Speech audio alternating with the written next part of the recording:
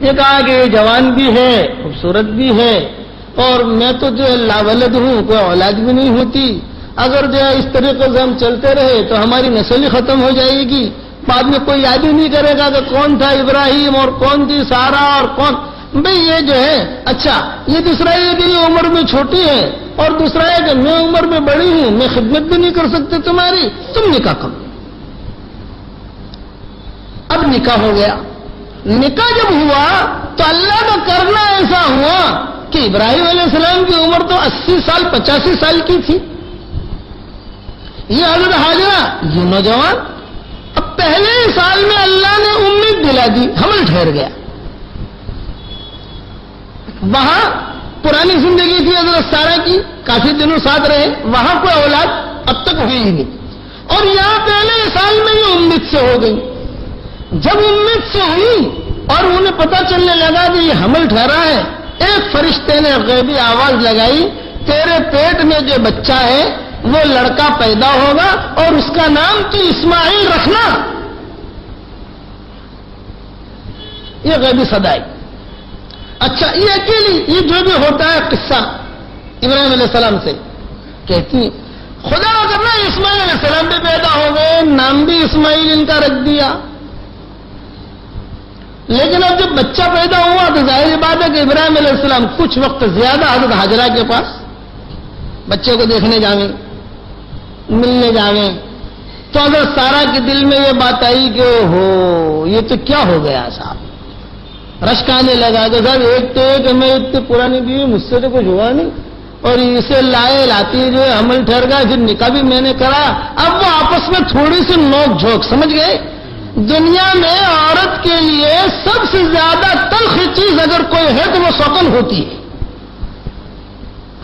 یاد رکھنا، سب سے کڑوی چیز کہ ہمیشہ سوکنوں میں کچھ نہ کچھ ان بن. یہ نظام ہے، یہ اللہ کا نظام ہے. وہ غیرت ہوتی ہے عورت کے اندر. چنانچہ ماؤں کے قصے اس میں بھرے ہوئے ہوتے ہیں، لیکن وہ ظاہری خالی ان بن ہوتی ہے، اندر دلوں میں بہت محبت. ماں عائشہ رضی اللہ تعالی عنہ اور حضرت حفصہ، ایک قصہ خالی سنا دو سوکنوں کا کہ ماں عائشہ اور حضرت حفصہ. حدیث شریف میں آتا ہے کہ ماں عائشہ ذرا کھانا پکانے میں تھوڑی سی سستی، سمجھ گئے. بعض عورتیں ہوتی ہیں کھانا پکانے میں تھوڑا کم ماہر ہوتی ہیں، اور بعض عورتیں ہوتی ہیں جو پٹاپٹ تھوڑی دیر میں کھانا تیار کر دیں، تھوڑی دیر میں سلیقے سے کھانا رکھ لیں. ایک مرتبہ حضور صلی اللہ علیہ وسلم تشریف لائے اور حضور نے خالی باہری سے آواز دے دی، ارے بھی کچھ مہمان ہیں، کچھ لوگ ہیں، جلدی سے کھانا بھیجو. اب ماں عائشہ بھی اٹھی اور حضرت حفصہ بھی اٹھی، لیکن حضرت حفصہ نے جو ہے ماشاءاللہ جلدی کر کے اپنے باندھی کے ساتھ کھانا دسترخوان میں بھیج دیا، اور ماں عائشہ کا تو ابھی جو ہے وہ چولہا جل ہی رہا ہے، یعنی وہ لکڑیاں لا رہی ہیں اور پانی لا رہے ہیں. اور اب جب حضرت حفصہ کا کھانا آ گیا تو ماں عائشہ نے باندھی سے کہا کہ ابھی ذرا دیکھ تو صحیح، اور لونڈی ذرا دیکھ تو صحیح. وہ حفصہ نے بھیجا تو وہ لونڈی جانے آ کر کہا باندھی نے، امی جان حفصہ کے وہاں سے کھانا تو آ بھی گیا. ہاں، حفصہ کے وہاں سے کھانا آ گیا، اور ابھی اپنا تو تیار ہو رہا ہے، ابھی تو اپنا پانی ہی آ رہا ہے. وہ ہوتا ہے نا، ابھی پانی آ رہا ہے، نمک، ارے نمک کہاں ہے، ارے بھی وہ جو بھی ضرورت کی چیزیں، اور وہاں سے وہ کھانا پکا کے آ بھی گیا. تو ماں عائشہ نے اس لونڈیا سے کہا کہ دیکھ، میرا کھانا پہنچے بغیر حضور کھانا تو کھائیں گے نہیں. یہ بات تو طے ہے کہ وہ کھانا بھلے ٹھنڈا ہو جائے، جب میرا کھانا پہنچے گا تو ہی کھانا اسٹارٹ ہوگا. لیکن کام ایسا کرنا ہے کہ اپنا کھانا جب پہنچے تو دسترخوان بچھاتے ذرا تھوڑا یوں کر کے وہ حفصہ کا کھانا گرا دینا، اور ایسا گرائیے کہ برتن بھی ٹوٹ جائے تاکہ دوسری مرتبہ جلدی بھیج بھی نہ سکے. یہ ہوتی ہے کبھی کبھی سوکنوں، کہتا ایسا گرائیے کہ برتن بھی ٹوٹ جائے. اب وہ جو باندھی تھی وہ بھی ہوشیار، چنانچہ وہ بھی جو ہے برتن لا رہی ہے اور یہ لا رہی ہے اور کھانا بھی لے آئی، اور حضور صلی اللہ علیہ وسلم تشریف فرما ہے، بیٹھے ہوئے ہیں، اور اور وہ باندھی آگے جاؤ تو چلتے چلتے وہ کھانا ماں عائشہ کا رکھتے رکھتے کوئی باندھی نے ایسی حرکت کی کہ حضرت حفصہ کا سارا کا سارا کھانا بھی گرا دیا اور برتن بھی توڑ دیا. اس زمانے کے برتن ہمارے جیسے تو نہیں ہوتے تھے بھائی، مٹی کے برتن. وہ یوں کیا تو وہ برتن بھی. اور حضور صلی اللہ علیہ وسلم نے یہ منظر دیکھا تو آپ خاموش رہے. آپ سمجھ گئے کہ معاملہ ہے کچھ اندر سے. آپ سمجھ گئے اتنا کہ ہے معاملہ کچھ اندر سے. اب جو ہے حضور صلی اللہ علیہ وسلم نے اس باندھی سے پوچھا بھائی کیا تو باندھی جو ہے وہ بھی مگر بات کی وہ بات تو پتا تو چل جاتا ہے نا کچھ. تو کہا کہ مجھے اندر سے. اب ماں عائشہ کو پتا چلا تو حضور صلی اللہ علیہ وسلم نے ماں عائشہ کو بلایا اور بلا کر یوں کہا یہ کیا ہوا. ماں عائشہ نے کہا کہ وہ رکھنے میں نہیں کہ تم نے کچھ کہا ہوگا. یہ کہا حضرت چوک ہو گئی، جرمانہ کیا دوں. آپ نے فرمایا جرمانہ یہ ایسا ہی برتن بھیج دے اس کے وہاں. یہ برتن توڑا ہے. اور حضور صلی اللہ علیہ وسلم نے وہ کھانا جو تھا وہ لیا اور لے کر اسی برتن میں ٹوٹے برتن میں رکھا اور حضور نے حضرت حفصہ کا بھی کھانا کھایا اور حضرت عائشہ کا بھی کھانا کھایا. اگر کھانا یہ بھی کھاؤں گا کھانا یہ بھی کھاؤں گا اور اس کا بدلہ یہ ہے کہ تم نے یہ کیا برتن تم نے توڑا، تم نے ہاتھ سے نہیں توڑا لیکن توڑوایا تو اس لیے ایسا برتن بھیج دو وہاں پر.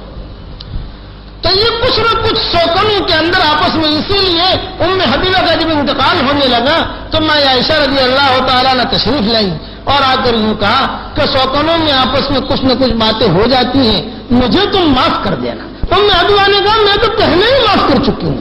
میں اس لیے کہتا ہوں کہ کسی کو 2 بیویاں ہوں 3 بیویاں ہوں 4 بیویاں ہوں تو آسان طریقہ یہ ہے کہ آپس میں ان کے دل صاف ہونی چاہیے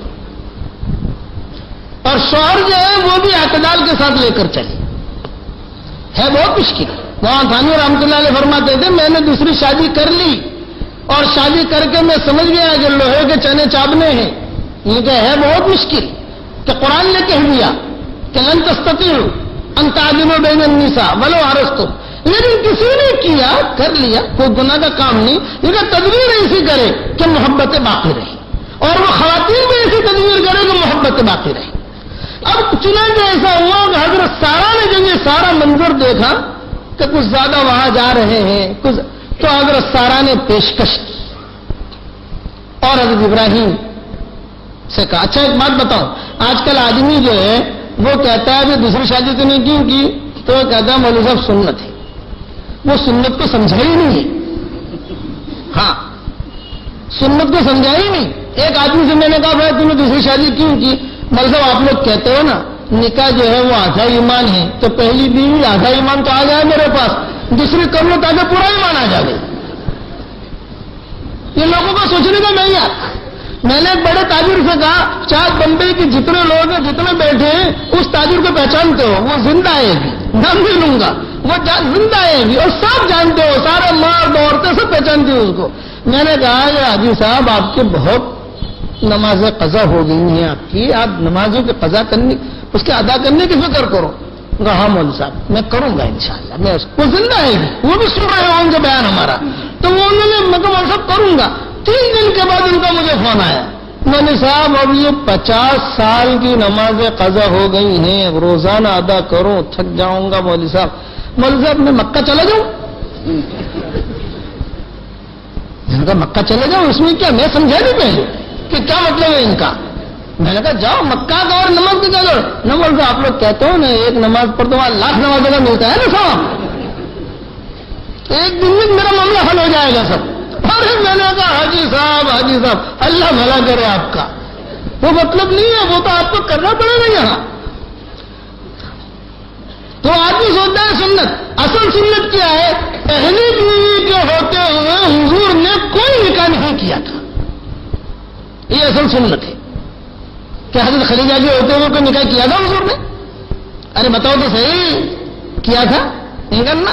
حضرت خدیجہ کے جب تک اور ساری اولادیں وہاں سے ہوئی اور یہ جو دوسرے نکاح کیے وہ بھی حضور صلی اللہ علیہ وسلم نے کچھ مصلحتوں کی بنا پر کہ عورتوں کے مسائل انہیں پتہ چلے. یہ ساری کی ساری بڑی بڑی معلمائیں تھیں کہ دوسرے عورتیں پوچھتے ہوئے شرماتی تھی تو گھر کی بیوی جو ہے وہ پوچھ سکتی ہے. چنانچہ حضور صلی اللہ علیہ وسلم نے ماں عائشہ کے بارے میں فرمایا کیا عائشہ تیرے لیے خوشخبری ہے، اللہ نے مجھے جتنا علم دیا ہے آدھا علم میرے صحابہ کے پاس ہے اور آدھا علم تجھ اکیلے کے پاس ہے. کتنا اونچا مقام ہے. خالی خواہش پوری کرنے کے لیے اس کے لیے نہ نہ نہ حضور یہ وہ سارے کے سارے مسائل. اسی لیے آپ دیکھو حیض کے مسائل، استحاضہ کے مسائل، جنابت کے مسائل، غسل جنابت کے مسائل، یہ سارے ماؤں سے حدیثیں ملیں گی کہ امت کی عورتوں کو پتہ چلے. تو اصل جو ہے قرآن، یعنی قرآن جو کہتا ہے وہ تو ایک ہی دنیا کو کہتا ہے فواحدہ، یہ قرآن کا اسلوب. پھر بھی اگر کرنا ہے کہ اعتدال کے ساتھ چلو، اگر اعتدال کے ساتھ نہ کیا، انصاف نہ کیا تو قیامت کے میدان میں پکڑ ہوگی.